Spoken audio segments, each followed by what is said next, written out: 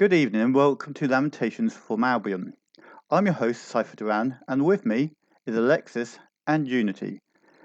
Tonight, after a week where the police defended us bravely from the threat of unarmed women, while hanging around with probably slightly drunken football fans, the government decided that the best way to preserve our democracy is to remove our fundamental rights to protest.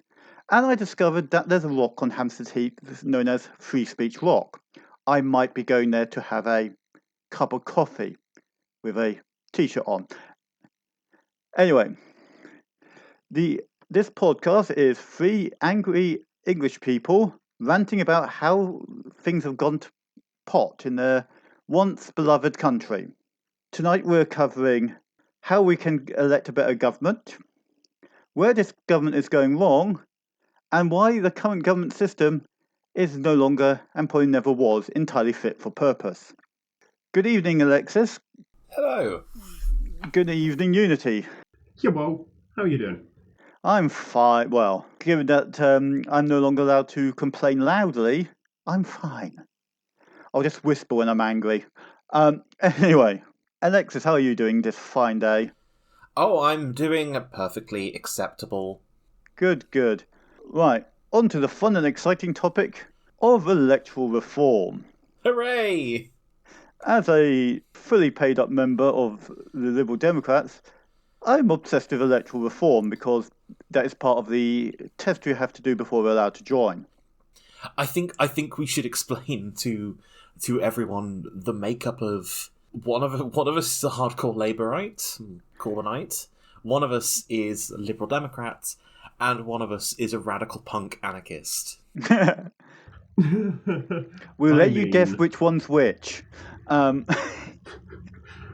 Anyway, the current electoral system in this country is, well, bullshit, let's put it bluntly.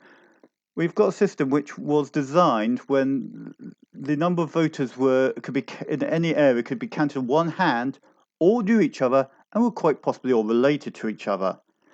Trying to shove it onto a modern-ish country where, you don't necessarily know your MP. You're definitely not necessarily related to your MP. So we got this wonderful first past the post system which has consistently dumped us with a government which does not have a majority of the votes. So the thing is that I've often thought that we need some form of proportional representation in this country. And I was thinking that the one good thing on the current system is the fact that each MP has an area they're responsible for, which is all well and good. The problem is, if you're in an area which is heavily one party, then your vote doesn't matter even if you support that party. So, also because being a member of a party, I don't want to have to sift through 400 people to rank them in the order they go on the list. The idea I had would be to merge 12 of the current constituencies and have 2 lots of 6 MPs in each constituency, or possibly reduce it down a bit. The 2 lists there'd be one list would be people who identify as male or non-binary, and the other one, people who identify as female or non-binary. Therefore, ensuring that the Parliament has a 50-50 split of male and female, rather than the shockingly terrible representation of only 30% female. In fact, there's more people who went to a handful of public schools being private schools for anyone from America. There's more people from the private schooling system than, women in Parliament at the moment. Yeah. With the system changing like that, how would it? I don't know. How would it benefit the system as a whole? Like, obviously it would, because first past the post is intrinsically a broken system in a more than 2-party system. Nah, fam, I don't know what you're talking about. Having 30% of the vote have all the powers, fine, there's nothing wrong with it. Yeah. Like, if anything, it kind of... Having lots and lots of like vaguely left-wing parties, like we do at the moment with like the SNP, Labour, the Liberal Democrats. I mean, if you can call them left-wing pie. Sorry, Cypher. And like Plaid Cymru and fuck, I don't know if I've missed any others out. I don't know, the Greens. Like really everyone splits forgets the Greens. Vote. Oh fuck, the Greens, shit. Yeah, of course. Everybody forgets the Greens because they never get elected. Well, unless they're in Brighton. I don't know. Caroline Lucas has done a pretty good job of getting herself elected. Yeah, okay, fair. They one person elected. That's. I'm not going to shit on the Greens because it kind of doesn't help combat this kind of huge Tory like unity bubble that they've got going on. And even like the Brexit Party didn't seem to really help. So how would you be able to like combat that? Because that's the major issue as I see it. Well, with a PR system, it means that the Tories who have never gotten anything near to 50% of the popular vote wouldn't be able to get in on their own. And in PR systems, the tendency is for more moderate parties to be able to get in. Or there's coalitions, which means that people have to, this very dirty word apparently, compromise on things. Because there's this horrible tendency on the left, and I don't know why it doesn't happen on the right, but there's a tendency on the left to put ideological purity above actually achieving stuff. And it's sort of like... What, you mean pragmatism? Yeah, pragmatism. That dirty word that we're not allowed to use. Yeah, that filthy. We're going to have to censor this so badly. We're using so many bad words. Compromise, pragmatism, democracy. The C word and the P word and the D word. To be totally honest, I think I'm way more pragmatic than I should be, being on like the really really hard left of the party. I'm like far more angry and extreme, but as soon as I start thinking about stuff, I'm like, okay, no, we should compromise in order to get at least a foot under the table. Well, yeah, if you're not at the table, you don't decide how the meal's cut. And the thing is that you can then break through the window and brick whoever is at the table. Allegedly in Minecraft. Talking like a true anarchist. I mean, no. Anarchism isn't all about violence. It's about decentralized, bottom-up representation rather than top-down crushing boot of the state. But, you know, when times are hard, somebody's got to get a brick in. Well, the thing is, I always see the role of government should be defined and limited by protecting the people from what they cannot protect themselves from. So, yes, we should have a state-funded health service. We should have law enforcement, which is actually, policing by consent. I think we're getting a little bit off topic. Yeah, sorry. Because otherwise I will wander us off topic because my mind is like a fucking squirrel. Anyway, so back onto electoral reform, that sexy topic. Cool. Oh yeah, if you ever want to derail a conversation is talk about electoral reform, people have to sit down. On their hands. Yep. Think about Margaret Thatcher a bit. Do not mention MT on this podcast. It will just raise blood pressure. Oh, poll tax. Oh God. Anyway. The way she just crushed those miners. Oh my God. Oh, Falklands War. Tonight in Softly Politics. Anyway, electoral reform is something which needs to happen. And the reason why I think we should go for this idea of mine is that it keeps the one good thing of first past the post, the local MPs, so to speak. You pick. And having like local MPs is not something that's just intrinsic to first past the post. I mean, you could totally do that with proportional representation. As I said, all you're doing is just slicing your voting population into small sections. Or you could simply use something like the alternative vote scheme and just keep with the constituencies as they are, which I still think would be probably something of a mistake, but it would prevent. Yeah. Out of interest, Unity, can you actually name your local MP? Not off the top of my head. I know his fucking face, but my brain is terrible and I can't remember. I thought we weren't going to dox ourselves. No. I don't want the name. I just want to know if you can, because I can, but that's because I'm personal friends with my local MP. So. Oh, that's useful. Well, I'm happy to mention that my local MP is Ben Bradley. Why the fuck do I know that name? I have no idea who that is. He's this nasty ass fucking Tory piece of shit who's very anti-trans rights and. Oh, that's probably why I know the fucker. Oh, I love him. He sounds wonderful. He's got a head that looks like a fucking potato. That describes half the Tories. His face is too small on that potato. Just look at that. Look at it.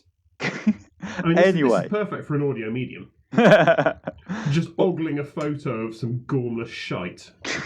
Well, you can just go, for folks at home, just go into your larder and pick out a potato. Then you've got, about half the members of the current British cabinet.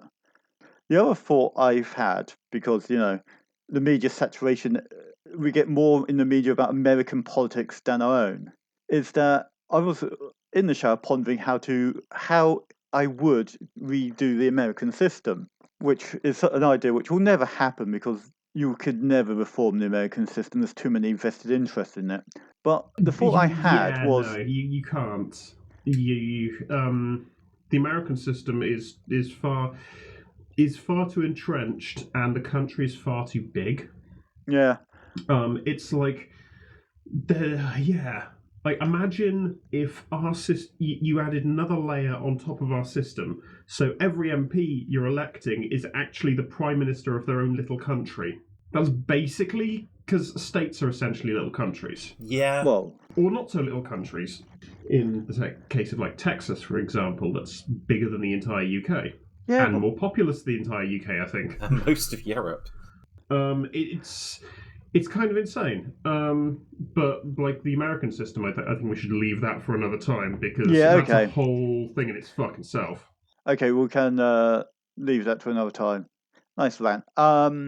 Right, okay, so I think we've covered all our ideas for electoral reform, as basically all agreed that the current system is a pile of shite, and some form of PR would be much more working, and neither of you have any objection to my idea of compulsory gender balance in the Parliament. I think the... Actually, I keep, like, coming and going on the idea of, like, a compulsory gender balance, because although it's a good idea, having a more balanced and representative legislature would be a really good idea. But having it compulsory, I don't know, there's something I feel weird about making it compulsory. Plus, you'd also just make yourself fodder for, the far-right interests who are always like, oh, compulsory wokeness, compulsory this, women on boards. Oh, like, it's. I don't think making it compulsory works. I think you have to work to change who is being put forward, for the MP positions, rather than enforcing them or rewarding people for putting forward women, This is something that perhaps can be debated at another time, but I've always considered potentially, wouldn't it be great if we could have term limits on Commons MPs? Yeah, well, it's like 2 terms or something, and then you have to go select a new MP. No, actually, Yeah. I think that would be kind of sensible. It would be kind of sensible. The danger, though, is that for our American viewers, we don't have set elections. We can basically call an election at any time. Well, officially we do have set elections. Oh, just okay. Officially, it's after not worked. the wonderful The elections bill, wasn't it? something like that. After the Lib Dem Conservative coalition came in, they said every 5 years we're going to have elections, and to date, only once has it ever gotten to that point where they've gone, yep, we know when the election's going to be because this piece of paper said so. Every other time it's been called early. Every other time. And we've had, 3 elections now since... In the last year? Yes. Yeah. Yeah, we are due another one soon. Oh, we're due the yeah. we're due the local elections in May. Oh God! And there's a by-election coming up. There's a by-election coming up. One of the Labour MPs has stood down. Yeah, I saw that. That's also happening in May. Oh no, we're gonna have it proved directly that no one gives a shit about how bad the government's handled COVID. Oh God. Yeah. Oh God. That's going to be really terrible, I think. But the crushing despair that nothing this government ever does matters. Anyway, shall we move on to the next topic, which is from the wonderful Alexis? Oh boy. Okay, so this is going to be a fun one. It's going to be really fun. So you can do it, friendo. You can do it. I can do it. I'm just not sure I want to. So yeah, I know. Well, fair therapy. So fair warning for anyone who's particularly anxious about violence against women. This story very much features the murder of someone, which isn't great. So, content warnings on violence, misogyny, probably some transphobia, and a bunch of other shit. Just on the outset there. Yeah. So, the police crime sentencing and courts bill. There's a fun. When I was back in university, there was a fun way I described how the government was getting away with so much stuff, and its banality. The police crime sentencing and courts bill doesn't sound interesting. It sounds boring. It sounds like just legalese. If I was to say, it's the bill that's going to make protesting illegal, that would probably raise some eyebrows. But it's the police crime sentencing and courts bill. And already I can hear someone typing that, it's not actually making protesting illegal, you're straw-manning it. Well, no, I'm really not. It's... The legislation that's being enacted right now is increasing police powers to crack down on any protest that fails to meet the rules. The police are able to impose start and finish times, they're able to set noise limits, and they're able to apply these demonstrations as they see fit. If one person is holding a placard, that's a protest. They have the ultimate power on what is considered a protest. And the Home Office assures us the government would never abuse these powers to crack down on protesters. They would never do that. Would you think the government would crack down on protesters? What, you mean the protesters that are protesting against the government and or the police? Yes, I think that the government is far too magnanimous and wants there to be discussion in the free market of information or the free market of ideas, whatever the dumb bullshit is, to like silence people like that. No, they're never going to use it to silence people. You never see Tory councils being run by a small cabal of people who make up all the decision and then order their cronies to ram things through. No, that never happened. Well, unfortunately, this leads us to the murder of Sarah Evardt.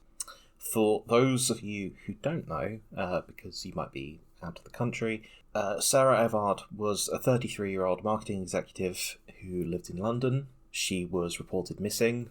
She was found murdered, and the man held in custody currently and charged with her murder, appearing in court, is a Metropolitan Police officer. I mean, all shock fucking horror. Cops are bastards. Yeah. I mean, it's almost as if the people that gravitate towards a job where you can inflict your will upon others and have a license for violence might in fact have a bit of a predilection for the violence part of that. Now, unfortunately, the story doesn't end there, though. One woman being murdered by a police officer would be bad enough, but people wanted to, commemorate her, hold a vigil, maybe talk about how it's terrible that such a thing has been allowed in our society, and how in general women are an increased risk from men, and how, I don't know, maybe men need to take more responsibility for the fact that they don't often stand up and say, no, that's wrong, when seeing behaviour and indicators that would lead someone to commit an act like this. They wanted to make their voices heard, and the police said, no, you can't do that, and they smacked them the fuck down. That was absolutely disgusting. It was watching some of the footage from that. Now, the police claim that they did all this because these people were breaking COVID restrictions. And you know what? We're living in a pandemic. Maybe there's some truth to that. Oh no, wait a second. How loud of bullshit am I allowed to put in there? Oh no, wait a second. What's this? The police just standing by as football fans gather around and celebrate together? What? Double standards? I mean, it's not a surprise to anyone that the police came in and tore this vigil apart. Well, what was shocking is they used similar tactics as they did on the Black Lives Matter, even down to they waited until all the famous people had gone, and under the cover of darkness, effectively, broke up this completely peaceful protest. From what I gather, within a single half hour, the mood of the protest had completely changed, and the police have moved in. It doesn't take long, because here's a fun fact about when protests and riots go wrong. Oh, it's never just a gradual turn into, oh well, now suddenly they're violent. No, it's instigated. The police came in. They knew what they were doing. They knew what they were doing was going to get a response, but they did it anyway. Pushing a line of cops with batons out into a big group of people. I mean, I can't see why that wouldn't get a response, especially at night when, people can't see properly, don't know what's going on. I can't see that getting any sort of response. That's perfectly normal behaviour. This whole incident has led to idiots coming out of the woodwork. There was a green lord in the House of Lords, because there are some humans still in there, who raised the idea of a hypothetical curfew on men, and fucking idiots lost their minds. If men aren't allowed to go out into the street and harass women, society's going to crumble. Don't hold me accountable for the acts of a few. Why should men have to? Why should men have to stay indoors? It's women's responsibility to make sure men don't attack them. Yeah. Yeah, because the only thing is that this fucking proves that the only real threat to women are cis men. All this bollocks about trans women being a threat to cis women is so much bullshit, and it pisses me right off. I mean, personal anecdotes here, but I specifically avoid having to. I mean, I haven't had to go out and use a public bathroom in years because of COVID. But I specifically avoid having to use public bathrooms like the plague, because I'm terrified of, hey, if I want to try and use the same bathroom as my gender, I'm gonna be fucking lynched. Oh, that's a no, actually, no, that's right. Fuck this country, and fuck its transphobic media, and fuck Graham Linehan. Oh, fuck him right in the ear. And fuck J.K. fucking Rowling. Has he not, like, fallen off the country into the sea yet? Oh, his wife divorced him because of all this transphobic shit. Really? So at least his wife's a good person. His wife is probably not because she married Graham him. Linehan. Yeah. But at least she can't, like, deal with the heat of him being a cunt. We've gone back onto my original topic. But to pull things back to the police crimes sentencing and courts bill, you wanna know just how shitty this whole bill is, and I can sum it up in basically two things. Sentencing for rape begins at 5 years. Sentencing for attacking a statue, 10 years. 10 years? 10 years for attacking a statue someone can receive up to. So I could attack a statue, an inanimate chunk of metal that, let's be fair, is probably of a reprehensible piece of shit. I could receive 10 years for that. Yeah. Someone... But what classes as attacking a statue? That's what I want to know.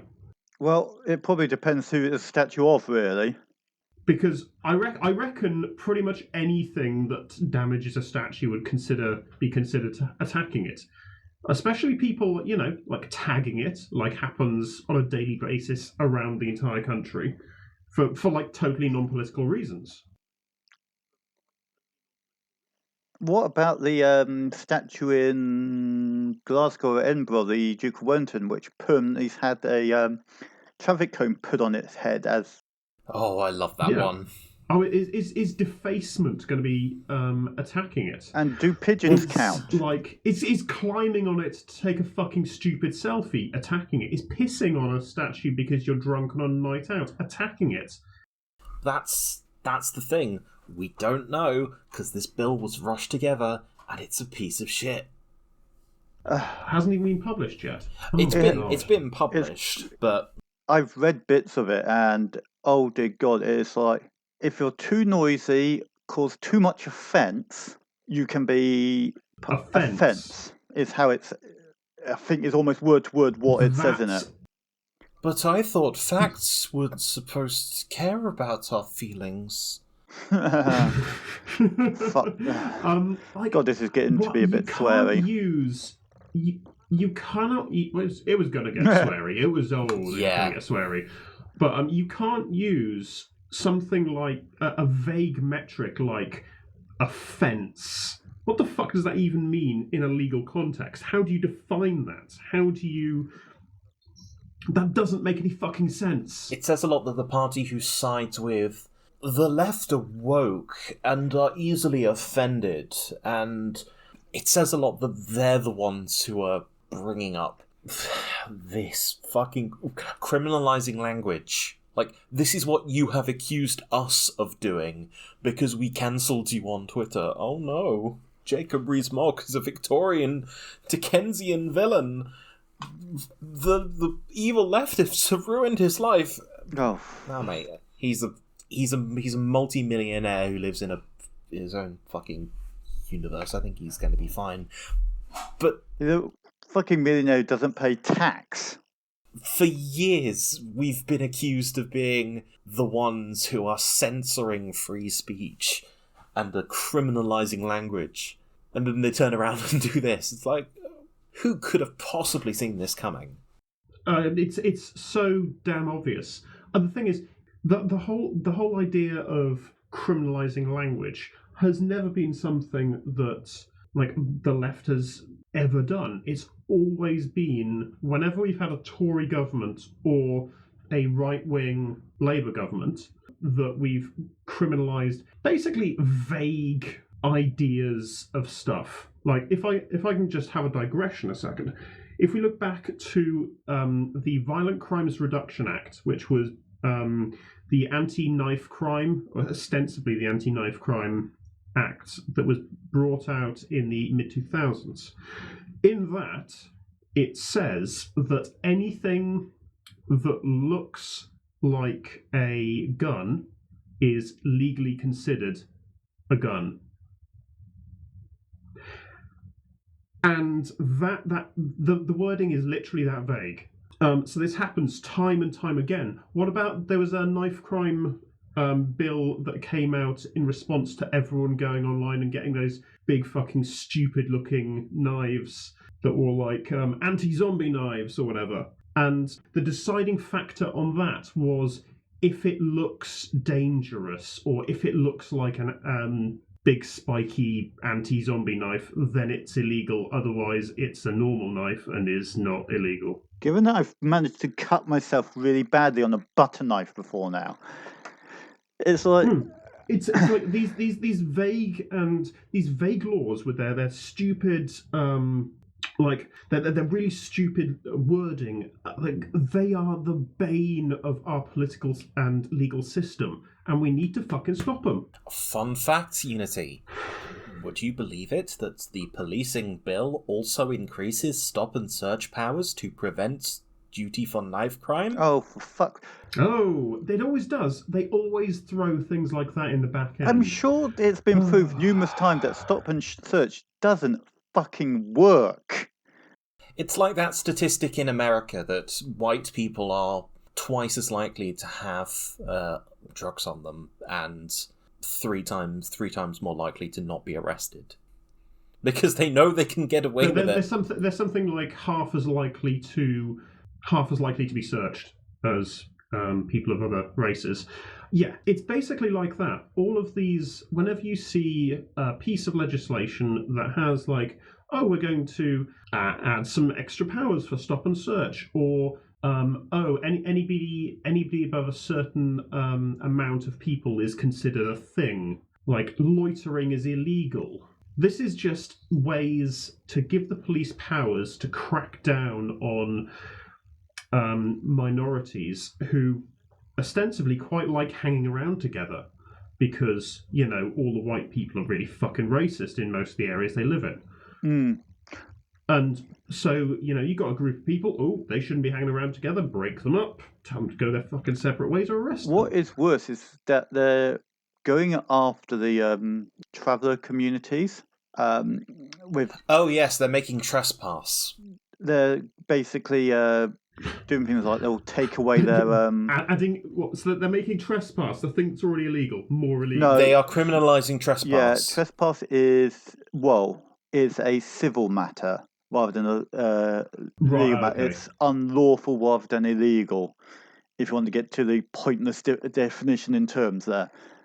You're going to have to put a bleep in here because, fun fact, Alexis works at...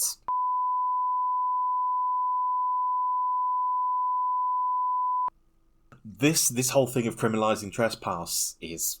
This whole bit is probably going to have to be cut because I'm talking way too personally. Yeah. But criminalising trespass is like... Oh no! Yeah. Oh no, that's gonna suck. Yeah, like criminalising a person's way of life, that isn't, you know, that is not good at all. That is really, really fucking bad. I don't have any words to describe just how kind of pissed off I get about a lot of this stuff. So somebody else talk before I start swearing again. Okay, yeah, but... Well, unfortunately, Unity, I think it might be your turn. Yeah, it's Unity's shit. turn to tell us why the House of Commons is a pile of shit. So, the House of Commons, big, old establishment. It's so full of history and provenance. It's such a beautiful thing, apart from it doesn't really work anymore. So, in ages past, up until about the early 2000s, it kind of worked. It kind of did what it was supposed to do, at least. It allowed the rich, powerful MPs to discuss things and come to at least vaguely sensible laws based on their political leanings. Even people as insane as Margaret Thatcher, and I'm very sorry to mention her fucking name again, but even people as deranged as her and the MPs in the party at the time she was, didn't they enacted sensible laws for what they were trying to do, which was fuck the country completely and align with Reagan and his politics. But nowadays, since the mid-2000s, since Tony Blair, basically, we've seen this kind of degeneration of MPs realising that there is no teeth to their establishment. You can lie. You can tell bald-faced, open-ended lies. You can tell people the sun is blue and that the thing growing out of the ground isn't grass, it's fucking razor blades or something. And there's no real mechanism to, not get them to do this. There's like, maybe the speaker is going to tell you, oh, don't do that. That was, sorry, all members should remember that we shouldn't do this, rather than singling out any specific single member, because that's rude and you shouldn't do that. But what we've seen because of this is that with Brexit especially, May and Johnson and their governments have lied consistently, and it's been getting worse and worse and worse as there's been no pushback. I mean, I say this like a week after there was actually the slightest bit of pushback, where the speaker stood up and was like, by the way, that thing where you quoted a vote in the House of Parliament, Prime Minister, that wasn't quite correct. Still didn't call him a fucking liar, but but he didn't apologise. There's no. It's just like, oh, please don't do that in the future. It's insane. There's no like mechanisms. There's no way of the country as a whole, or even just MPs within the House, holding the government to account over just open-faced lying to the country or to other MPs. And it's something that I think needs to be changed, but I don't know how we could affect any kind of change. The thing is that, one, this leads back to where we started with electoral reform, but also we've got this really archaic system where you got people having to walk through lobbies to vote rather than having electric voting. Yes, yes. The whole voting system is insane, especially through COVID. They've been doing the same thing of like walking outdoors and then having to be counted filing back in through very specific doors. As a structural and organisational tool, the Commons is a fucking mess.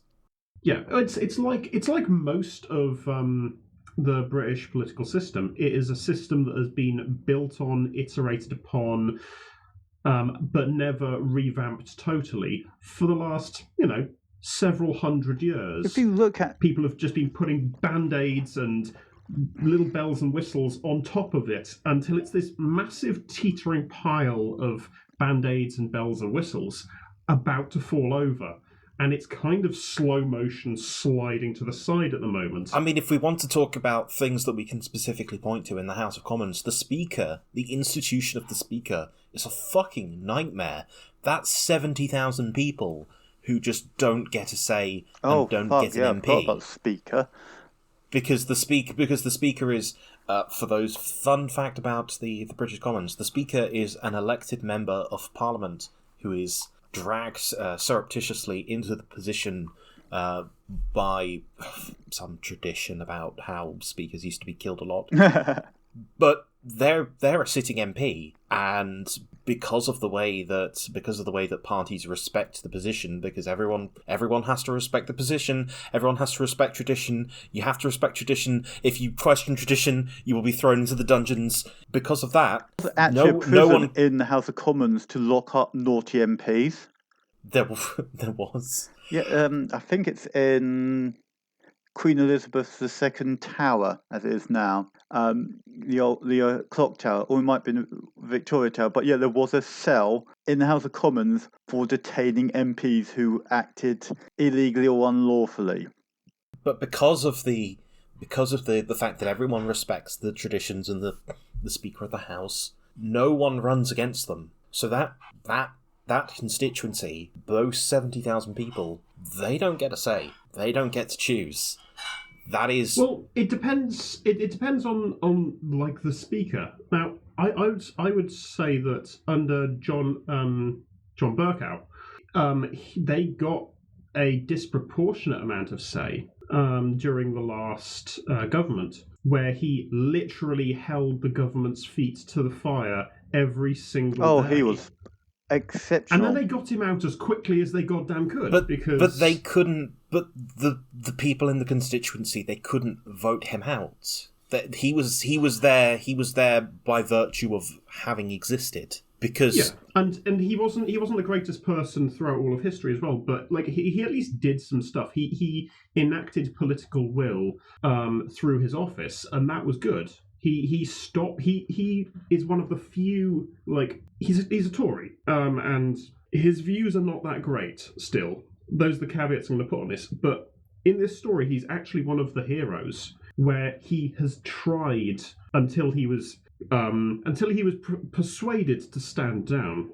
He tried very, very hard to keep the entire establishment honest, to stop them from shouting over each other, stop them from lying constantly, stop them from, like, he tried to stymie these problems that we're now seeing. And now we have Sir Fauntleroy Lindsay, or whatever the fuck his name is. Lindsay Hale? Is that something like that? Lindsay Hale, is it? I think it might be. Some stupid ass name.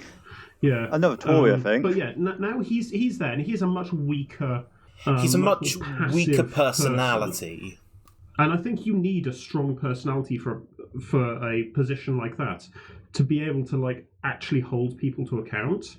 But the idea, like, is just a band-aid again. As I said, it's just another band-aid on top of a system that's intrinsically broken. Because the actual rules inside for like etiquette and everything within the Commons intrinsically are broken. Like lying is not wrong. Well, technically lying is wrong, but you can't accuse anyone of lying.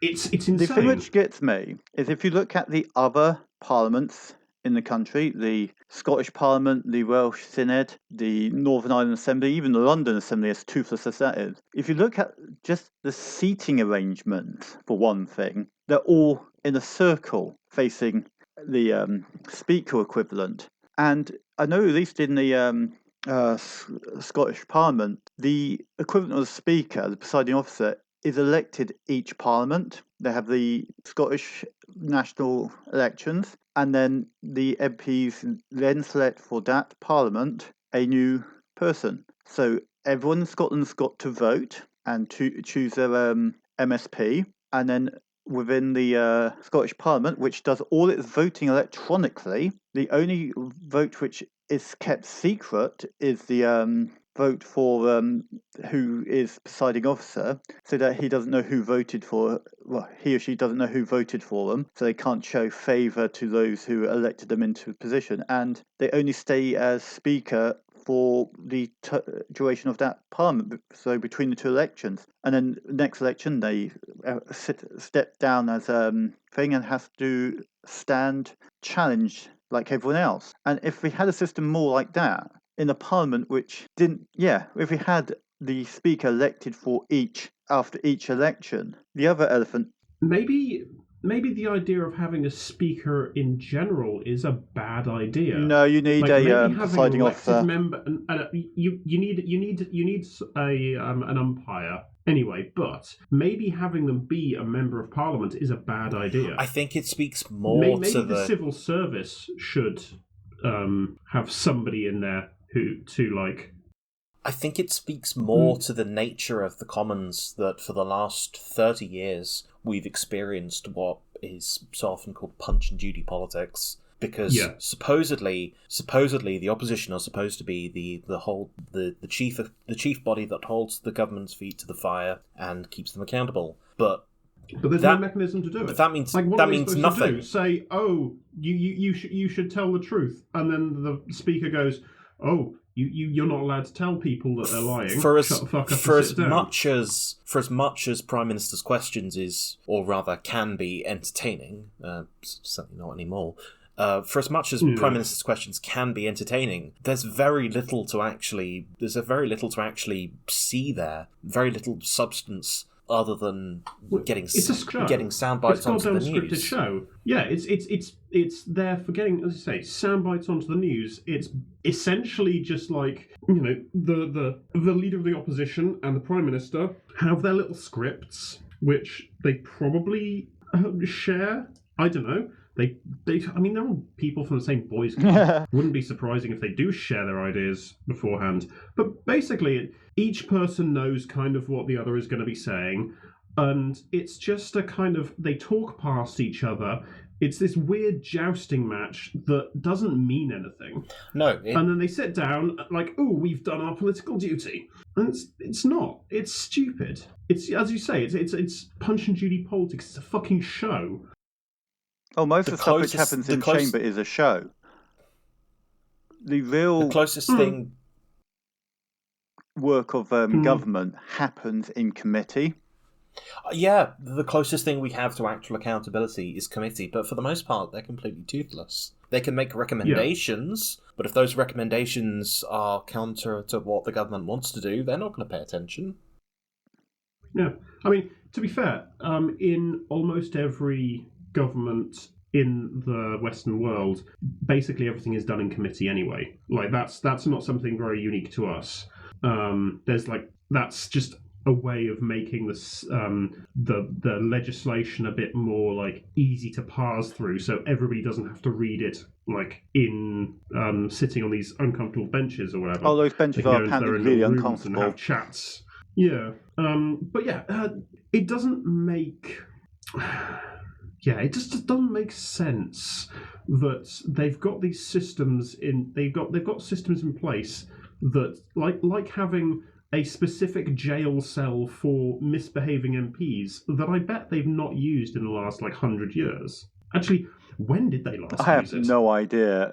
I just remember stumbling across having actually been in the Houses of Parliament. It is interesting that there is the oldest bit is this fireplace, which dates back to the Tudor Parliament, and that's the only bit that's left. It's just one small fireplace in the House of Lords area.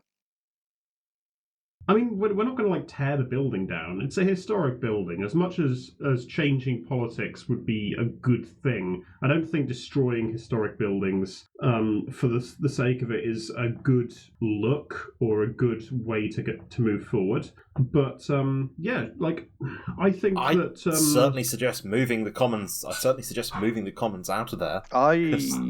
I'm almost of the opinion that we should move Parliament out of London, possibly even have it every 5 years. Parliament sits in a different city. Well, the logistical problems then become, what building do you use? Yeah, well, that becomes a logistical nightmare. It means that every city now has to build basically a convention centre, an entire architecture system that may be only used for 5 years at a time. Or we could just move them to Birmingham. Look at what happens to the Millennium Dome or the various different places that we used for the Olympics. They just don't really get used for anything now, other than occasional gig venues or something. I think the Dome is still used as quite a big concert venue. Yeah, it's a gig venue, but it's not what it was designed or built for, essentially. And it would be even worse if you had to build this kind of huge infrastructure system in half a dozen cities that would only get used once every 40 years. Nobody wanted to pay to renovate or anything, and would never get used for anything else any other time because they're special government stuff. Yeah. That doesn't work. I mean, okay. The only thing. Move them to Birmingham. Move them to fucking Skegness. Throw them off the fucking side of the island. Watch them sink in the North Sea. Or that's the other option, right? To get elected in Parliament, you have to start on John O'Groats and you have to run to London. And the first 300 people get to sit as MPs. I mean, being ruled by a bunch of marathon runners might be interesting. Well, it can't be much worse than the Tory party. I mean, it's probably a better system than we've currently got. Well, I mean, I'm all for the idea of having a second house picked by lottery, like jury duty. Everyone gets put in, and every 5 years a new House of Lords is selected, and you have to serve, 5 years as a lord. Oh, we can spend an entire day talking about replacements for the House of Lords. The House of Lords is one of those things I don't think, like, as broken as it is, like, it's arguably more broken as a system than the House of Commons. Oh, without a doubt. Once you're in there for life. Yeah, and that there's now so many Lords, they have to ask people to not be in the Lords. Like, can you like not come in because we've got too many? We don't have enough seating. Well, they don't have enough seating in the Commons for every MP. Yeah, as both your suggestions, like moving them out of that building, moving them to a new building that's like more sensibly built for the idea. Hey, turn Buckingham Palace into the new Parliament. See, I'm in favour of what happened during like World War II of like turning Buckingham Palace into a giant allotment. Well, you can use the building for Parliament and the grounds as an allotment. Turn it into a community centre. Fuck the royals. Oh, yeah. Yeah.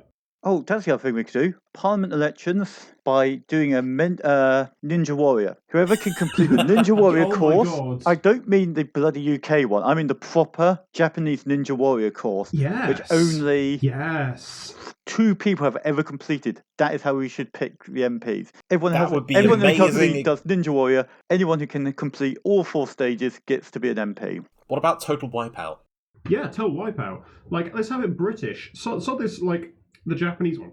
Let's have this very British, so Total Wipeout. British. Krypton Factor. Show, even though it's probably American. It is American. Krypton Factor. That's what we need to bring back. Krypton Factor for MP, because that has an obstacle course at the end. No, everyone has to complete the Crystal Maze. Oh yeah. We're too old for this shit. Like the Krypton Factor is going to be known by anyone other than me. I think it stopped being broadcast before either of you 2 were born. All right, keep your tits on. Yeah, get off my lawn. Okay. Shall we call it a night there? Sounds like a plan.